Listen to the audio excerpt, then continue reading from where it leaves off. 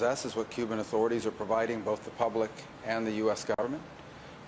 We have our embassy on the ground in Havana working this as we speak, asking for access to the people that were on those vessels, if they were American citizens or permanent residents. According to the Cuban regime, the boat was registered in Florida. We're tracking that down.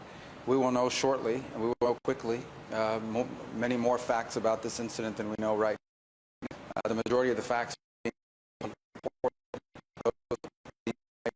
by Cubans. We will verify that independently, and as we gather more information, then we'll be prepared to respond accordingly. I'm not going to speculate, because I'm not going to opine on what I don't yet know, but we're going to find out exactly what happened here, and then we'll respond accordingly. Okay? Any questions? Have you been in touch with anyone in Cuba, and what's your...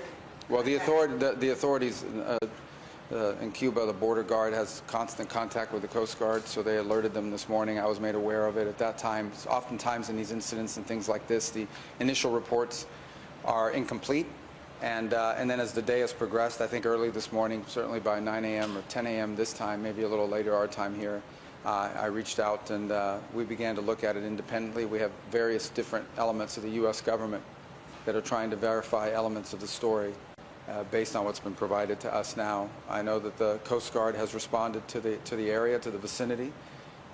I'll need to get more fidelity and understanding from them once I get on the airplane about what exactly they're looking for. I don't know who has possession of the vessel, which is the first thing we'd want to have. We obviously want to have access to these people if they are American citizens or U.S. residents. But I'm not going to speculate now, because right now still a lot of the information that's out there is information that's been provided by the Cubans. We are going to verify that information independently and reach our own conclusions. So this was not U.S. government personnel? There was no U.S. government operation happening? No. Have you spoken to any Cuban officials about this? No. We haven't spoken directly about this now.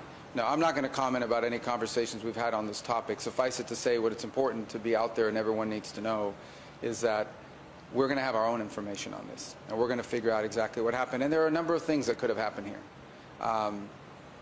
But I'm not even going to, I was about to say, I'm not even going to speculate as to what it could have been. It's a wide range of things.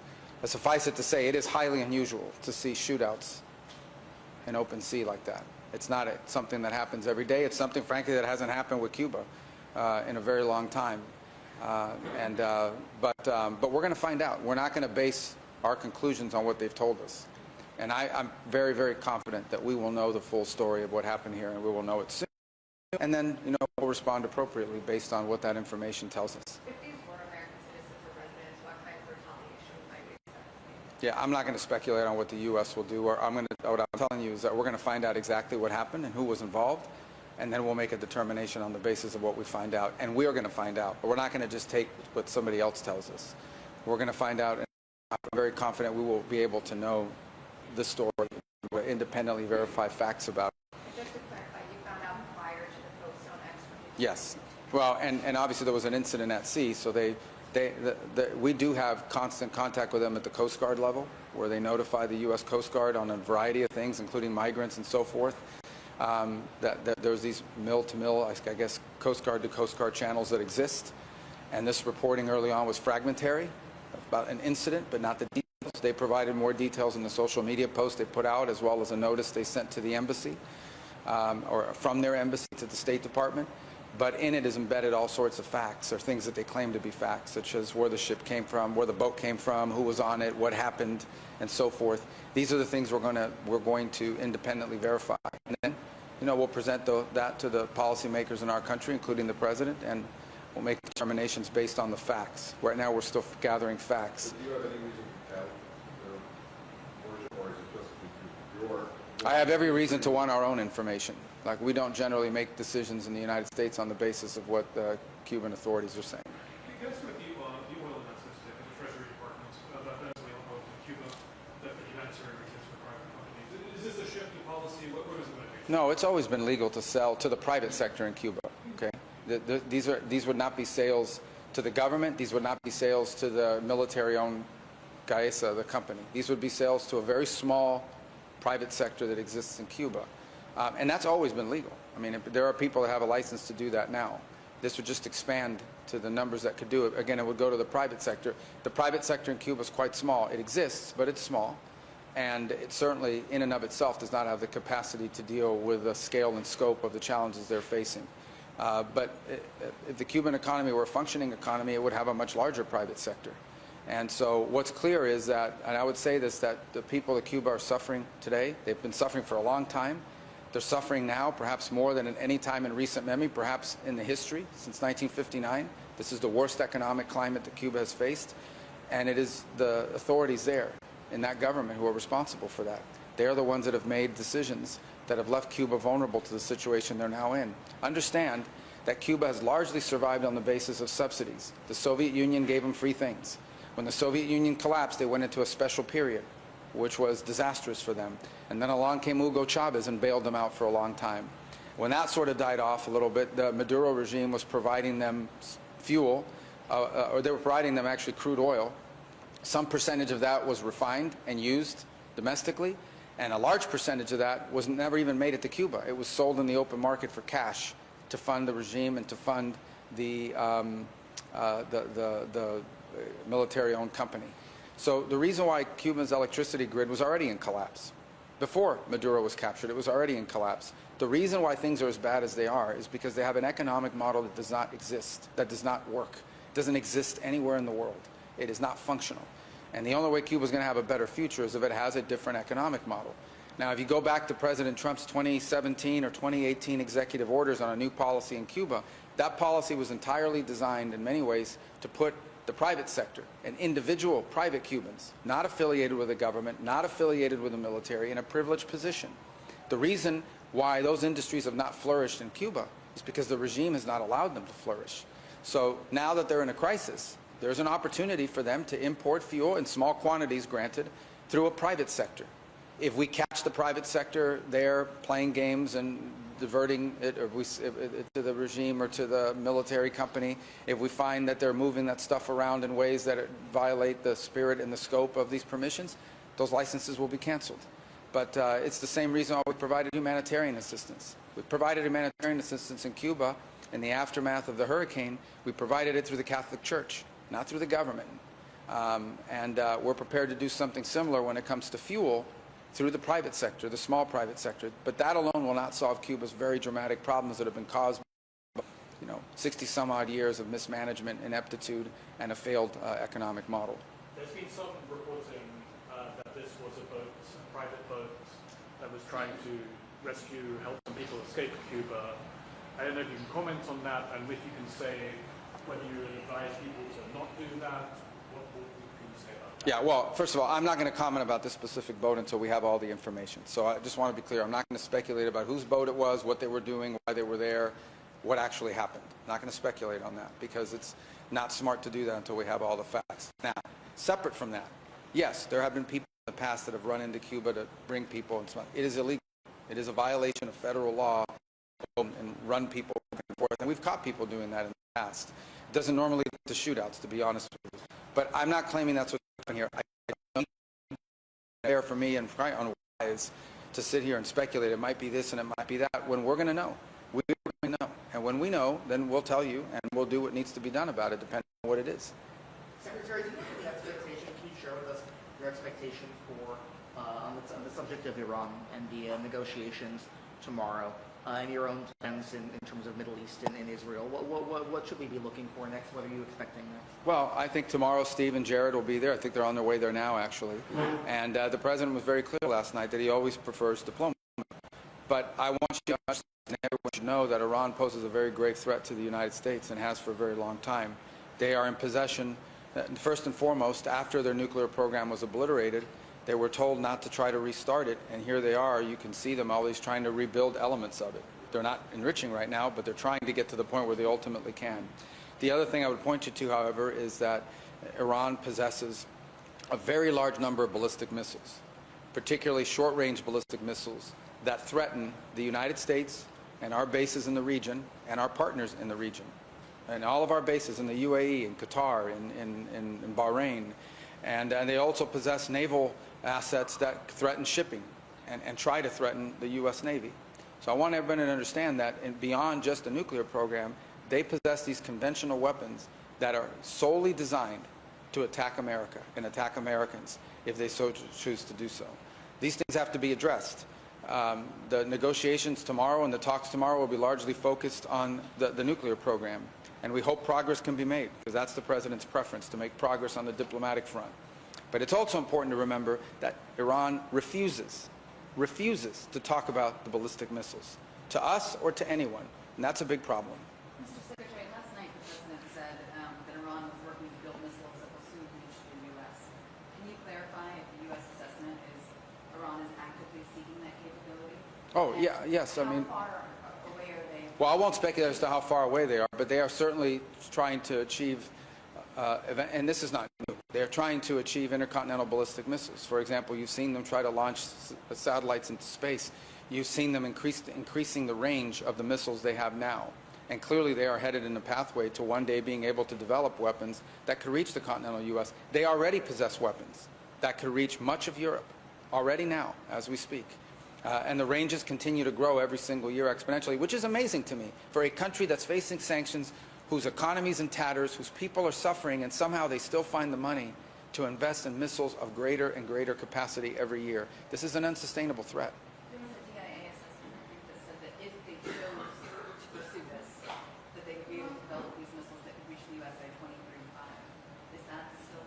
Well, I won't comment on assessments or anything that the intelligence community says. Suffice it to say that it's a threat. We can see that it's possible. We saw North Korea do it. We've seen other countries do it in the past. And we would, view that as a grave threat to the United States. But already now they possess missiles that threaten American interests. As we speak, they possess thousands of short-range ballistic missiles that can reach U.S. bases located in the region, in Saudi Arabia, in Qatar, in Bahrain, in the United Arab Emirates, throughout the region.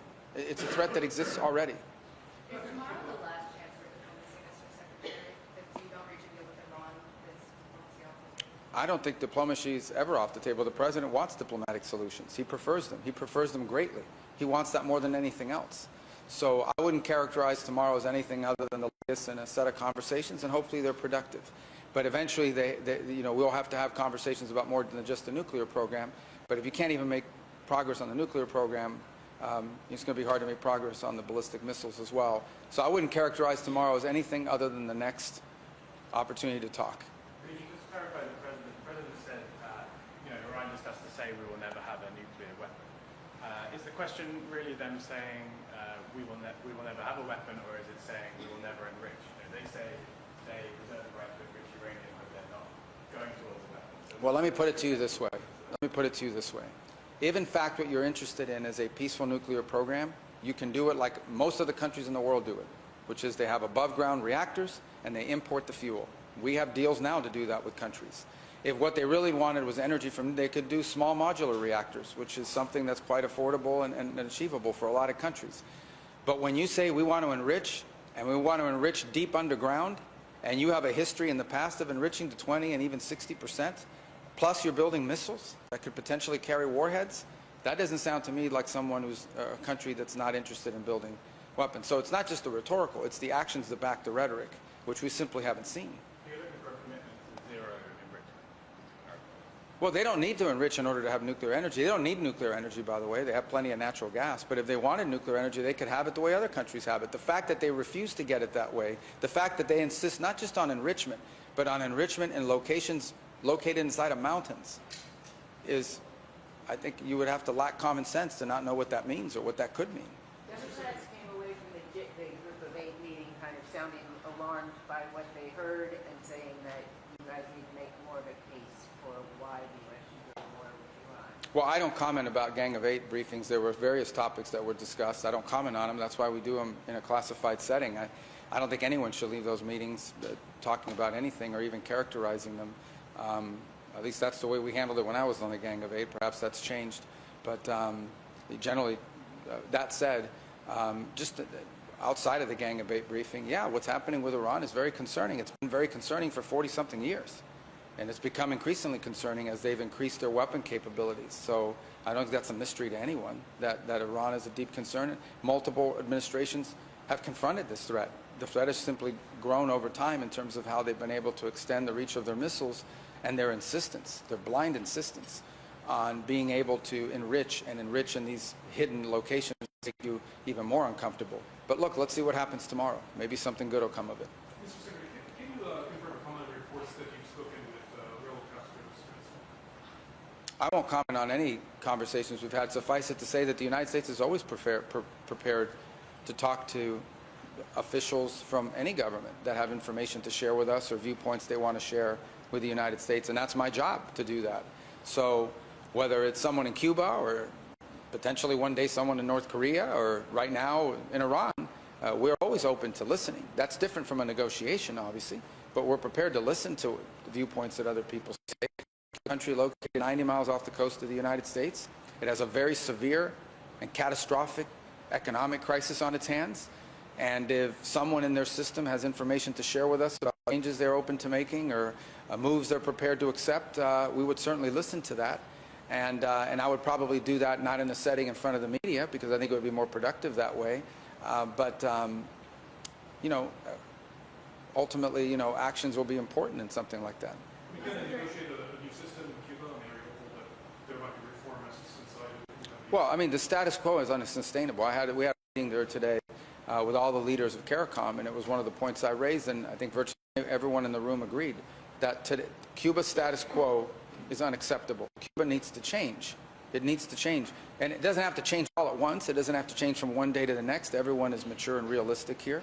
We're seeing that process, for example, in Venezuela. And many of the countries represented at the CARICOM conference today were themselves countries that went through transitions at some point in their history. But Cuba needs to change. It needs to change dramatically, because it is the only chance that it has to improve the quality of life for its people and not lose 15% of its population since 2021. 15% of the people of Cuba have left since 2021. That is not a system that's working. That's a system that's in collapse, and they need to make dramatic reforms. And if they want to make those dramatic reforms that open the space for both economic and eventually political freedom for the people of Cuba, obviously the United States would love to see that and would be helpful. If they decide they're going to dig in and just continue forward, then I think they're going to continue to experience failure, and the people of the country are going to continue to suffer, and it'll be, you know, the regime's fault. Going back to Iran for a moment, President Trump said that the nuclear sites have been obliterated under Operation Midnight Hammer. What has changed since then? Have you seen movement of material, or what is it? No, you have. There's been reporting. I don't know if you, but others have reported on it. I think it's pretty clear that they have not abandoned their desire to enrich again. They have not abandoned that. In fact, they publicly insisted that they have the right to do so. I won't comment on the intelligence picture, but I could tell you that there's reason to believe that they, given the opportunity, will return to enrichment one day. They've been set back, because it's been, but they can, well, if they try to rebuild it, we'll have to address it. And because that was made clear to them. And you said earlier this month that in order to achieve a meaningful agreement, that there would have to be discussion of ballistic missiles. Yeah, I said that here today again now. I said it again. It's important. These ballistic missiles are a grave threat. So is there any way to walk away from Thursday's meetings with something that is meaningful enough to stop U.S. military action? Well, that's for the president. The president's made no decision on that, so it's, I don't know if Thursday's the key date for that. I think progress needs to be made. It would be good if progress was made on Thursday. And I would say that the Iranian insistence on not discussing ballistic missiles is a big, big problem. I'll leave it at that. You talked about elections in Venezuela. I wonder what you're thinking the timeline for that. Well, I don't know if we'd set an artificial timeline. The important part is, just so you think about it logically, it's hard to have elections when many of the people that may want to participate in have been in jail or are still overseas. So I do think that as we enter this recovery phase, which we think I think we've done a pretty good job working with the interim authorities on the stabilization phase. You have not seen mass migration, you have not seen civil war, you have not seen violence. On the contrary, you've seen some real stability on the ground, and you've seen a growing in productivity among their key sectors. I think now you enter into this, we're increasingly entering into this phase of recovery, and part of that is a national reconciliation. So there have been very positive steps taken. Hundreds of political prisoners have been freed. The infamous prison El Agoida has been closed. Those are all very positive. You've seen an amnesty law pass. There was actually a real debate in their National Assembly over the law, and even amendments filed to it and so forth. These are all very positive. They're not enough, but they're positive. And I think that begins to create the groundwork for civil society there to function. to have elections, you need to have a number of factors. You need to have political parties that are formed. You need to have political movements. You need to have a media environment that allows people to campaign and get the word out. All of these things have to be in place, and you need to have candidates that can run. And so I think it begins by getting a lot of the people that were in jail because they were candidates, or because they were supporting candidates, or because they were involved in their politics. So you have to have a real civil political society in order to have elections. And that begins, in the case of Venezuela, by the amnesty law, by the freeing of political prisoners, and by the ability of Venezuelans abroad who want to participate in the country's political life to return. There are other factors that people need to consider. As an example, in order to have a real election, you will need to account for how Venezuelans living abroad vote. Are there consulates set up where they can come in and vote? Because those were big polling places in the past. And in fact, Chavez prohibited consular voting at one point, and so did Maduro, because they were losing those votes big time, as you can imagine. So there's a pathway here. We're not even 9 weeks since Maduro was captured. I think life in Venezuela today is not good enough, but it is substantially better than it was 9 weeks ago, where this could have gone in a very different direction. And frankly, a lot of the so-called experts on many of your outlets were predicting this is going to be catastrophic and the whole thing's going to fall apart and this is going to descend into chaos. And that has not happened. But we got to keep on top of it. It has to keep moving in this direction. The trend line is good, but it needs to be sustained. This is still a process of recovery. And then you can move into that period of transition into something. In the end, here's the bottom line. For Venezuela to achieve its potential, which means to attract the kind of investment it needs to truly rebuild its economy and achieve its potential, it will need to legitimize its government through an election. And they know that. Mr. Secretary, yesterday was the 4-year anniversary of Russia's war against Ukraine. There's been very little progress in ending that war. This week we've been told only bilateral discussions between the US and Ukraine. Is there a point in which the administration will change tax and increase pressure on Moscow, as has been called by Kyiv and others? Well, the administration has continued to increase pressure on Moscow. As an example, the president levied additional sanctions late last year on their oil company, on Rosneft. The administration continues to sell weaponry to Ukraine. We don't sell weapons to Russia, and we don't sanction Ukraine. The president values the fact that he is the only global leader that has any chance in the world of bringing these two sides together to a negotiating table. We're the only country or only entity on the planet that's been able to achieve having Russian negotiators and Ukrainian negotiators sit at a table and talk to one another. And for a war as horrible as this is a very important position for us to be in, that we don't want to forfeit. Because if we walk away, or if we foreclose that, then who's going to do it? The United Nations isn't going to do it. France isn't going to do it. The EU isn't going to do it. The Russians won't even speak to them. So we don't want to walk away from the... We know that at the end, the war in Ukraine does not have a military solution. That war will be settled through a negotiation. And right now, we are the only country in the world that can be a catalyst for negotiation. If we forfeit that role, no one else can do it. That said, do I believe the president's patience is infinite? I do not. But I'm not going to forecast for you when that runs out or at what point he decides not to do it any longer. I can tell you, and I think you've heard him express, a deep frustration that this has not come to an end, because he sees it as a completely stupid and senseless war in which every single week 8,000 soldiers are being killed on the battlefield. Numbers that would be staggering in the context of any other conflict in the world. And that's what's happening, and it's doing tremendous damage to Russia. But it's also doing generational damage in Ukraine. Every day that goes by, more and more destruction, and it could take a generation for that country to rebuild, not to mention the suffering of its people that they've gone through this winter has been horrific. But why is that frustration equally levied at both Zelensky and Putin when it is Moscow that is continuing to strike civilian infrastructure? Well, I go back to the point I made to you, and that is that the reason why Ukraine's been able to sustain this war is because the United States has provided and sold weapons to Ukraine, and has also provided them with intelligence assistance and the like. And also, we've imposed sanctions on Russia. We've not imposed sanctions on Ukraine. So in that sense, the U.S. has not, been stagnant here with regards to it. I think the president's frustration is generalized, and you've seen that expressed from time to time. He just doesn't understand how two countries in such a vicious, horrific, and bloody war cannot reach an understanding on how to end it. He wants to see it ended, and he's done a lot. He's invested a lot of political capital in this. I mean, the easiest thing to have done is to just continue with the previous policies that was just ending into a protracted conflict. The president's invested a tremendous amount of political capital. Steve has traveled, I don't know how many times, on his own dime, all over the world to try to bring this to a conclusion. So we have a lot of people that have invested a lot of energy into this. And I think we've made progress in narrowing the issues, but I think some issues still remain that are very, very difficult, unfortunately. Secretary, the President has a trip to China scheduled the end of... March something to early April, yeah. Yes. And last night the State of the Union was the first time in 2 decades that China wasn't expressly mentioned in the speech. What's your view on the competition for the U.S. with China and China's access to things like cutting-edge NVIDIA chips or other AI chips and things? Yeah, so I think we've reached a point, at least, of sort of strategic stability in the relationship. I think both countries concluded that having an all-out global trade war between the United States and China would be deeply damaging to both sides and to the world. There remain issues of disagreement. There remain issues that we know in the long term are going to have to be confronted and could be irritants in our relationship. We've not been bashful in saying that we don't think we don't think it's sustainable to live in a world where we depend on some country for 90% of anything, whether it's supply chains or critical minerals or the like, pharmaceuticals and the like. And we have every intention of doing everything we can to ensure that our critical supply chains are diversified.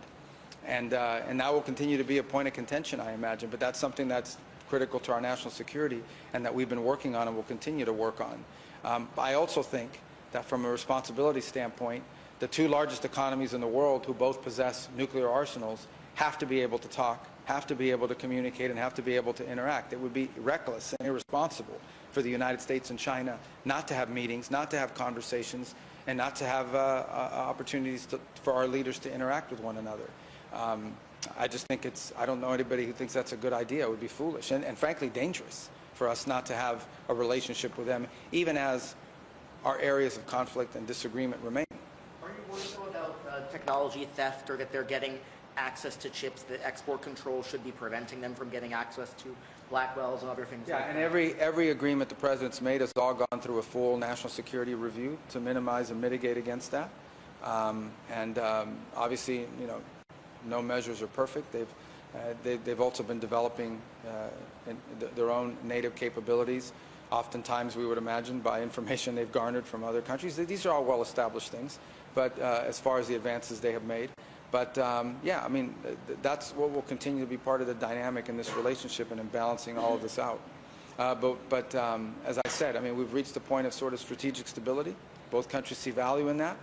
We've gotten them to schedule more fentanyl precursors, which is important. Now we need them to act on it. We've seen them increase their purchase of American agricultural goods, but there are other areas where we wish they were doing more, and we'll continue to press on those. Are they going to take you off the sanctions list so you can go? We'll find out when I go. Mr. Secretary, there were talks in Geneva this week between officials who deal with nuclear weapons from the United States, China, and Russia. I wondered if you could characterize how those talks, what came of those talks, and whether there's any sign that Chinese officials would consider some kind of trilateral, nuclear non-proliferation treaty like the President has suggested he is seeking. Well, we think ultimately in the 21st century, for there to be a true arms control agreement, it has to involve China. Their stockpiles have increased dramatically. Their position that they would argue is that they're still way behind the United States and Russia. We think that's irrelevant. They certainly have the capacity to catch up and are well on their way to doing so. So we believe, the President strongly believes, that for any sort of agreement, on nuclear agreement in the 21st century to be legitimate, it has to involve these 3 countries, the United States, Russia, and China. And we're going to continue to explore their willingness to do so. They have publicly said they're not willing to do it. I'm sure you've heard them say that. I'm sure they've reiterated, and I know they restated that again very recently. But we'll continue to press on it because we think it would be good for the world if we could reach such an agreement. The President would be in favor of that if we could do it, but it has to be all 3 countries. So how do you compel China to, if they're saying it's just not in our interest? Well, then we may not have a deal. I mean, we can't compel them. They'll just have to argue to the world why they need to keep building nuclear weapons. And, that's a sovereign choice that they can make. I mean, you can't compel anyone to make a deal. You can certainly create incentives for them to do it, but you can't compel it. So, we can pressure, we can guide, we can cajole, but we can't compel. So ultimately, if they want to make an arms deal with the 3 countries, we're prepared to talk about it. If they don't want to do it, then we won't have one. We'll just keep doing what we need to do. Let's do a Haiti. There's also the with Yeah. What's the current status there? I mean, what are you looking for from the President? Well, yeah, I mean, a couple things. We had a rough patch there early this year when the Transitional Council said they weren't going to leave. We addressed it forcefully. They left. So we're where we need to be now. The gang suppression force is building. We are very happy with the commitments we have gotten in terms of personnel. We feel like we've got more commitments than we have spots available for that gang suppression force. We need to do a little bit better on the funding. We're still looking for donor countries to fill in gaps, but we think we'll get there. It'll be under UN auspices, which is important for the UN to show that it can solve a problem. And the goal of this entity will be to get on the ground and allow the Haitian authorities to hold territory from these gangs. So you can have a baseline of stability that allows you to do two things. Number one, rebuild the country without having to go through roads that have checkpoints run by these criminal gangs. And number two, hold elections, perhaps later this year. Maybe not in the middle of the summer when it's rainy season, but later this year. That's the desire they have as well. It's hard to hold elections, however, when you still have gangs conducting checkpoints, and those aren't going to be real elections. So that's why the gang suppression force is so important, and why, you know, and I'm very proud of the role the U.S. played in forming that, and I'm very happy at the role that countries like Canada and others have played, been very forceful in helping us with this. There are a couple other countries we wish would step up and do a little more, and we'll be talking about that. I've raised it at every G7 meeting. And we've gotten good response. Japan has now made contributions, and others. We need to get a few more donor countries up to the plate here.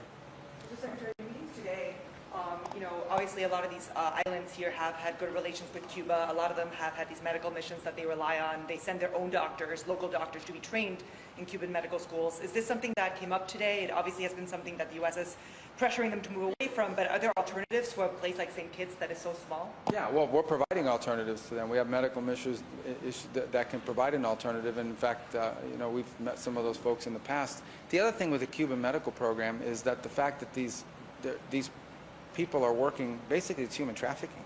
I mean, they're barely even being paid. Their freedom of movement is tightly restricted. And we want these countries to understand that that's what they're participating in. They're paying this money to the regime, which collects the funds. You know, they get paid for these medical missions. Virtually none of this money goes to these doctors, who are in many cases, you know, we think it's like a version of human trafficking, labor trafficking. And we think it's wrong. Now, you've seen other countries that have decided, well, I'll just pay the doctors directly, but the Cubans won't allow it. So, again, that's sort of the point we've raised with them. I mean, we're not going to cut diplomatic relations with countries in the Caribbean because they don't agree with us on it, but we make a forceful point about it, and it came up today. It wasn't the feature of the conversation, but it came up. All right, let's get out of here. One more. Are you guys all traveling? Yeah. All of you? Not all. Okay. Come back to Cuba. Sorry, that plane ain't that big. Go ahead. Come back to Cuba. Some of the countries you met today had raised concerns about sort of spillover and instability caused by the humanitarian crisis there. Is the move today sales, sort of recognition that the humanitarian crisis is getting out of hand, that the U.S. blocking... No, first of all, forget about today. The humanitarian crisis is getting out of hand because the Cubans don't know how to run an economy. They're incompetent. They have a military-controlled holding company named Gaesa, which controls 40% of their GDP, and none of the money that company has generated flows to the coffers of the government. None of that money goes to schools, none of that money goes to roads, none of that money goes to feeding the population. You have a country that has fertile farmland, that imports sugar. This was one of the world's leading exporters of sugar. Now they import sugar. They import almost all their food. It's a dysfunction. It's just not even an economy. It's a total dysfunction. That's their fault. As far as spillover effect, they're not more concerned than we are. We're 90 miles away. And the U.S. has experienced mass migration from Cuba in the past, certainly in the early 90s with the Raptor crisis, but as recently as 2021 and 22, we were having people show up in the Florida Keys and stranded in the Bahamas. So we don't want to see it either. And ultimately, as far as the move today with the oil, this is existing law. The law allows us to do business like fuel and even telecommunications with the Cuban private sector. The problem is the Cuban private sector is very small. If they want to open the gates and allow the Cuban private sector, independent of the military, independent of the government, to grow, that solution is there. What the Cuban people should know is this, that if they are hungry and they are suffering, it's not because we're not prepared to help them. We are. It's that the people standing in the way of us helping them, it's their Communist Party. That's who's standing in the way. If they move out of the way, we're more than happy to work with individual Cubans so they can have an opportunity to feed their families and build their economy. But we are not the impediment. They are. All right? Let's go home.